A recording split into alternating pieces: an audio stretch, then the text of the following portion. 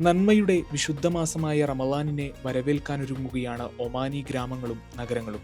പൂർവ്വകാല സ്മരണകളുടെ സുഗന്ധവും വർത്തമാനകാലത്തിന്റെ ആത്മീയാനുഭൂതി പകരുന്ന ആഘോഷങ്ങളും റമളാനിന്റെ രാപ്പകലുകൾക്ക് നിറം പകരും. ഗ്രാമങ്ങളോ നഗരങ്ങളോ എന്ന വ്യത്യാസമില്ലാതെ പാതകളും ഇടവഴികളും പൊതുസ്ഥലങ്ങളും വർണ്ണാഭമായി അലങ്കരിക്കുകയാണ്.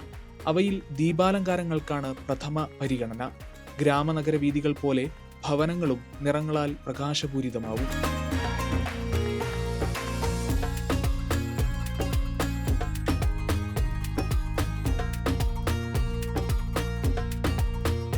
ഇസ്കിയിലെ ഐൻ, നഖലിലെ ഗ്രാമപ്രദേശങ്ങളിലും നേരത്തെ തന്നെ റമളാൻ ഒരുക്കങ്ങൾ തുടങ്ങിയിട്ടുണ്ട്.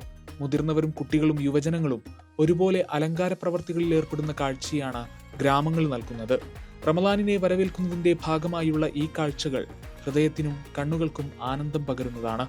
റമളാനിന്റെ മുന്നൊരുക്കം ഗ്രാമീണ ജീവിതങ്ങളിലും അത്യുത്സാഹമാണ് ഉണ്ടാക്കുന്നത്.